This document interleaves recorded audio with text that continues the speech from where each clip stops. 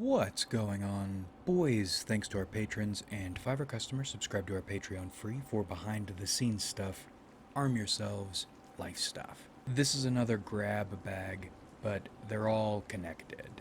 I was thinking about why I tend to get along with the NTJs. I mentioned yesterday, despite there being goal-oriented people, they're really all about the game.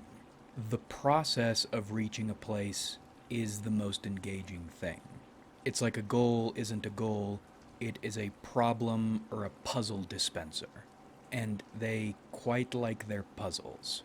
And as a Nemesis TE type, that is fascinating.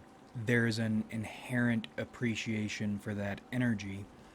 It's also useful watching them work and dealing with them because they spit out a bunch of tactics you can use. But it goes further than that, and that's what I was thinking about. Because mentioning it yesterday got it stuck in my brain. I like that entire MO because it's familiar. It's relatable, expressed in a different way. An ENTJ like the ones I'm describing will not conquer eternity. Or conquer might be a loaded stereotyping word. Surmounting eternity. That's a better way to put it. In the same vein, you or I won't comprehend eternity. Either goal is pointless. And it's not just pointless because of the sheer scope of eternity, or all there is, ever was, will be. It's also because eternity, and in fact what is always changing. That's something chaos magicians got right that I still don't think is it, but within the greater it, that is a big fact. Yet, you're still driven to do things. I'm still driven to want to figure shit out, despite the ultimate fruitlessness of it. And it's not just something you like to do, it's also something you, or more importantly, something you like to do because you feel called to do it. It's one of the only things that feels real. It's one of the only things that's worth doing, despite the ultimate pointlessness of it. Again, it's not about dedication or determination or willpower, it's about faith. And this got me thinking about what figuring shit out even means. Because if what is changing, then what is logic? In the most basic if-then sense. Because if reality, at its base, fucks up the if-then chain, then how are you even performing if-then? And I realized logic is not a grand chain. It's more like a flashlight. Logic is descriptive and temporary. Applying logic is the same as pointing a flashlight at a pulsing, mutating mass. It does allow you to get an idea of what is, but it doesn't last because the thing you are shining your flashlight on shifts. Or another way to look at it is when you're applying logic, it's like you're trying to build a bridge through a weird marsh. You can make progress, you can build your bridge, but only insofar as the marsh allows. So, when you are heeding the call, it's important not to think of logic as something like a crystalline logic, but rather as an adaptive logic. That's why instincts are important. You already have adaptive logic. It does feel like consciousness is a thing that leaks into this world from another and attaches itself to biounits. Because your body already knows how to exist in this world. But we've hijacked these poor creatures, and we're making them do stupid, unnecessary, dangerous shit in the service to what we think we want instead of to what is. It's strange. You remember when a contemporary philosopher said, it's an interdimensional invasion by demons through people? I'm beginning to wonder if he was right again. Except it's all of us. We're all invaders. We're all Nostonauts. Or some of us. We have invaded, or perhaps are trying to colonize, this plane in cognitive squadrons, trying to figure out what's here and what can be done with it. Asking someone to surmount eternity or comprehend eternity is like asking one colonist to build a superpower. It can be done, but it won't be done by one person. It certainly won't be done in one lifetime, and even if you manage to achieve it, it won't last. But maybe that's okay because that's not necessarily what we're here to do. Achieving the goal isn't the purpose. Studying ways to achieve goals is the purpose. For some even greater purpose we don't understand. We are but humble colonists in the Demiurge's realm. This is hell, but we are here to figure out what hell is. And I think you do that not by trying to terraform this reality, but by trying to understand it, or work within it. Doing otherwise seems pointless on multiple levels. That's why adaptive logic and your instincts are important. The guide you were born into is trying to teach you. Instincts are an interesting and confusing phenomenon because your instincts, when they are communicating with you, are usually correct or close to correct, yet there is an overwhelming urge to resist them pretty much at all times. And I think that resistance comes from a mixture of things. One, it's not what other consciousnesses have told you to do or told you is good, and there seems to be a combination of a desire not to be here and a feeling like you are above this reality. And maybe there is an element of that. You do come from outside, you do want to return or to terraform, but while you're here, you are subject to this reality. This reality that doesn't make sense, that can't be defeated, at least by you in this form. And that feeds into even more resistance or distrust for this reality. So distasteful is it to you. But we talked a few days ago about success and measuring sticks. Well, we more talked about ways of measuring success. But more relevant here is that there is a success to be measured. And what is that success? Learning how to win at this game according to its rules, even though those rules change. That's part of it. And again, I don't just mean material wealth, because as we said, or maybe didn't say it this way, but you know when you're winning. You can feel it. Those happy people we mentioned, people who do manage to be happy, are winning. The shit of this entire reality is success or a win state is not universal. I'm willing to bet there are people who know how to be happy in a way that allows them to achieve happiness. They can do it, they've done it, and to them, that does not feel like success. That doesn't feel like they are doing what they're here to do. Because success and the ways to achieve it are individualized. One person's victory condition and their method of achieving it will be completely different from another person's.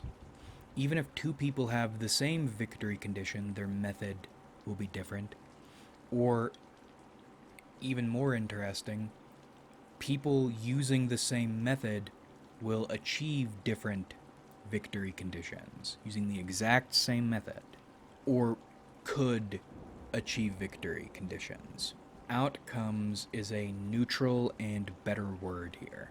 And this is difficult because this all feeds into a way I've been looking at living recently.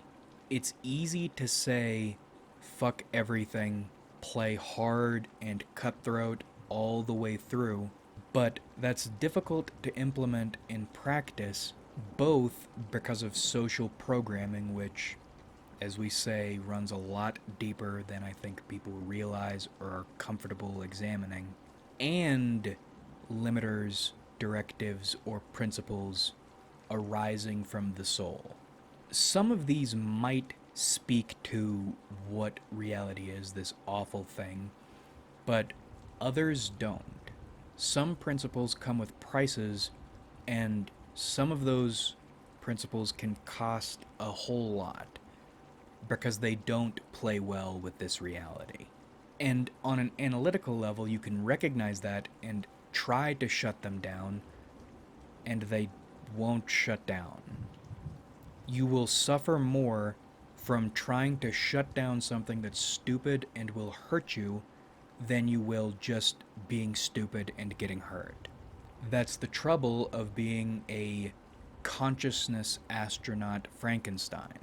You are playing two games simultaneously in one life, and those two games don't like each other, usually. Or when they do cooperate, it it almost feels coincidental.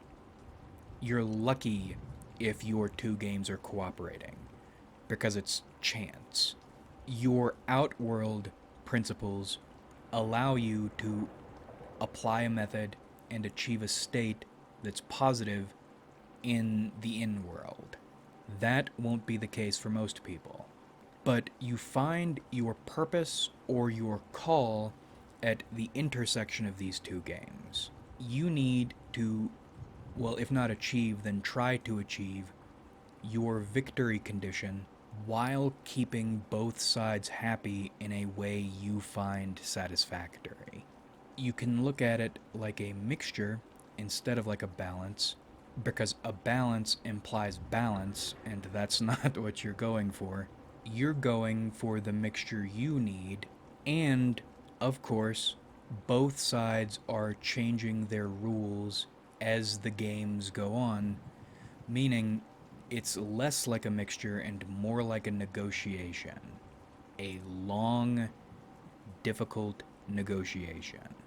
Because what is satisfactory to you today probably won't be satisfactory to you tomorrow, after conditions have changed. Reality might not allow you to be as principled as you'd like to be tomorrow, or principle might not allow you to be as realistic as you need to be tomorrow. And I notice I just said like to be versus need to be. In both cases, it's need to be.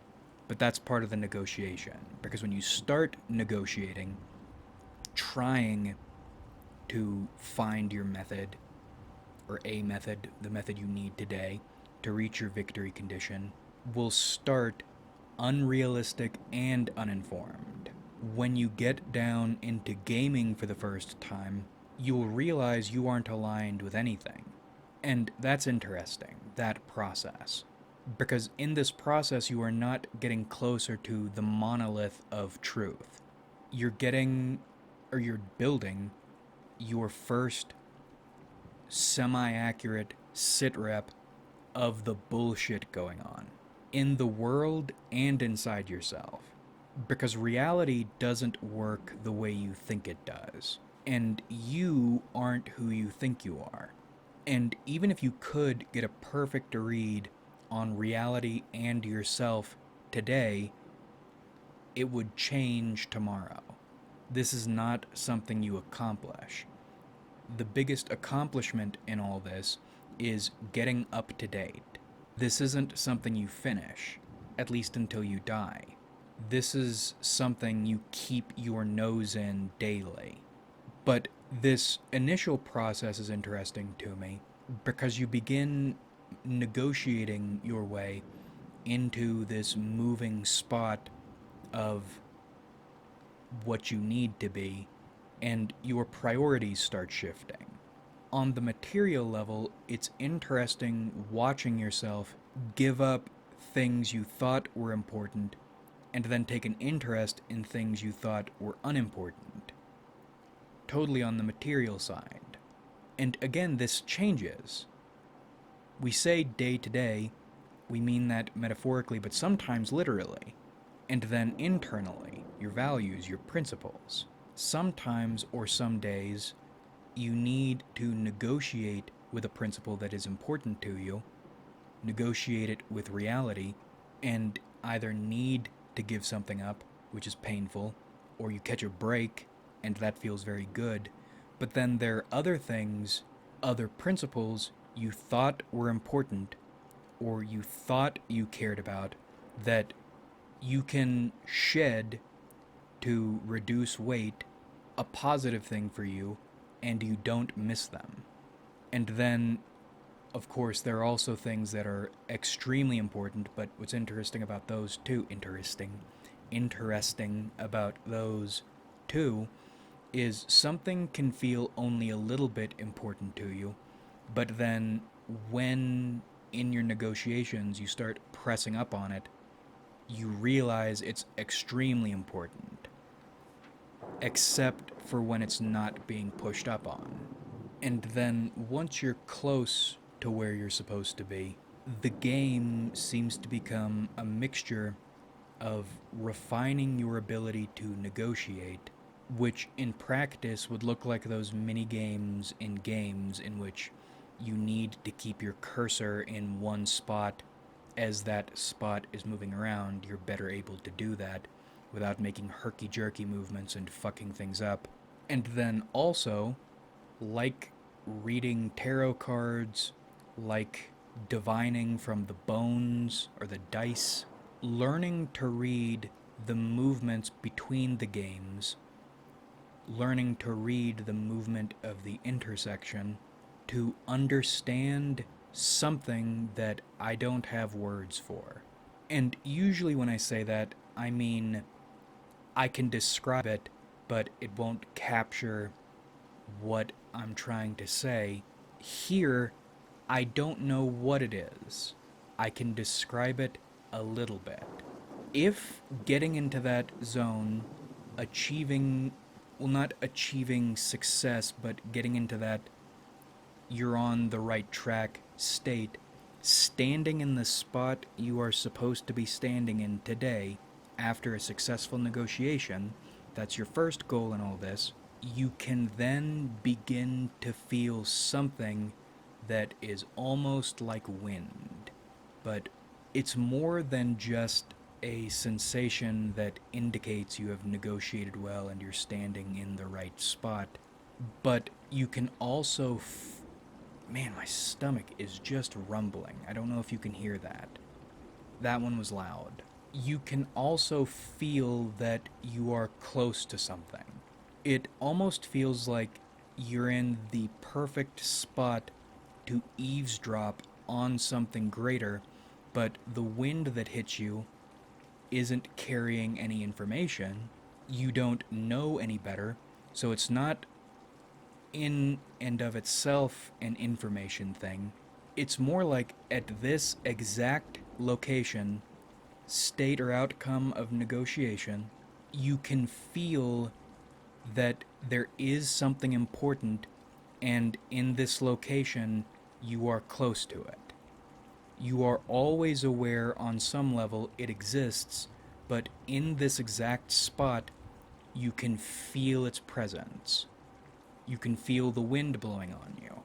And once again, despite this feeling being the thing you're chasing, it doesn't carry any information by itself, but you can intuit that there is a something.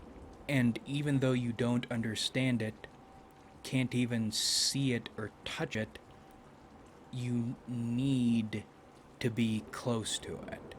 That it's important you stay as close to it, even in your limited understanding and capacity, as possible. Oh, my software is beginning to fuck with me again. You know what you're about to make me do. The point is, nothing else matters. I normally don't like videos like this, but that life as a single player game video was really good. This is your mission, should you choose to accept it. That is the only real choice. The rest is building up the skill and the nerve to pursue your mission in the face of everything, yourself included and eternity included, knowing this will probably get you nowhere, but it's more important that you view it as this will get you nowhere, get you nothing, but it's important you do it anyway. I'm a miserable person. The thing I am is a consequence both of either reality or my experience of reality to the extent I can't seem to get another fucking reality, and an extensive negotiation with the things you can be, should be, can't be, shouldn't be.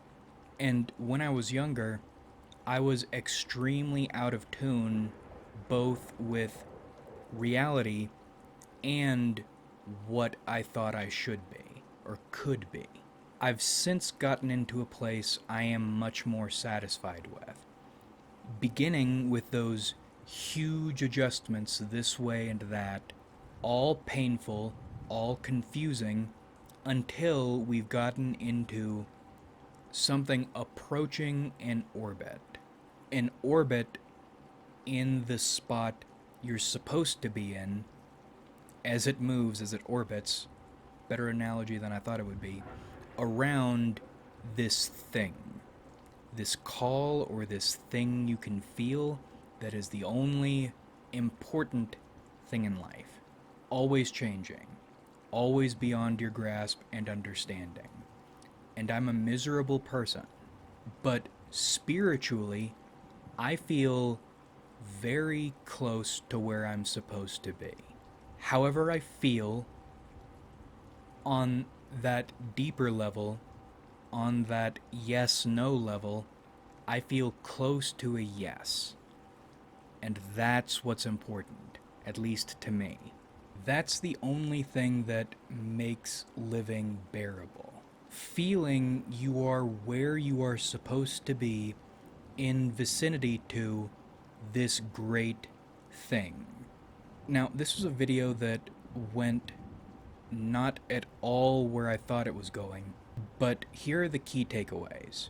Between your programmed and spiritual principles and reality, or your experience of reality to the extent within the limitations that it might as well be to you, just reality, because I recognize somehow people seem to be living in completely different worlds in the same world we're all living on, and it can't just be a matter of making different choices, because that's what I've been doing since I was 18. God damn, did I want to be a fucking happy guy and to get along with people. You're trying to maximize the principles that are actually important to you within the confines of a reality that inherently disagrees with them. Doesn't always oppose them, but will in no way intentionally make your principles or be habitable or hospitable to your principles. And as you're negotiating, both you, your principles, and the world you're living in change day to day, And your goal is to get into that maximal satisfactory spot so you can be holy or faithful, whatever holiness and faith mean to you. Here on the Sawanan path or within the Sawanan family, holiness is attuning yourself with your faith and allowing it to guide you, trusting it to guide you. So you can be either closer to this great thing or where this great thing wants you to be. And there is not a set method or end state in this for anybody. It is entirely individual. Method and destination, or I like that image of that spot you are trying to get in. But there's not even one particular spot within one person, because within these negotiations, that spot moves every single day. The only constant is the spiritual or mystical feeling you get, not information you get or not results you get, by standing within that spot. And however you feel about life, whether you luck out and get to be a happy-go-lucky fucker, or you're a miserable thing, a shambling creature, that spiritual satisfaction overrides all those feelings. This doesn't mean you'll be walking around happy if you feel this satisfaction, but you will feel satisfied. And I guess it's not even just a very difficult negotiation, because you'll be tempted out of your spot often. Maybe it's the space demons doing that, using your desires to tempt you away from this satisfaction, which is always a mistake, by the way. No realized pleasure will ever beat satisfaction. And that's under the assumption you even get to realize those pleasures in the first place. More often, you'll take one step out of your spot, realize there's nothing here, or you just stepped on a nail, and then you turn around to take one step back into your spot, and now the spot is hundreds of miles away. It's that fast. Oh, and that turned into a tangent, but the other thing is, it's not just individual, it's also always changing. That's an important thing to remember in this. You've never gotten it. You've never figured it out. It's never 100% in your hands. It's independent of you.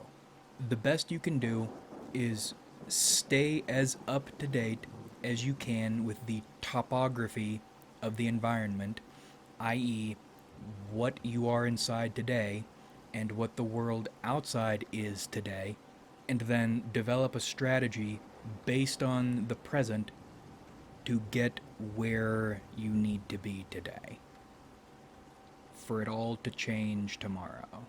That's the process of understanding and trusting your instincts, understanding logic is adaptive, and then seeking success. Not success in general in some abstract or promised way, but personal success. Like if you enjoyed, subscribe if you haven't.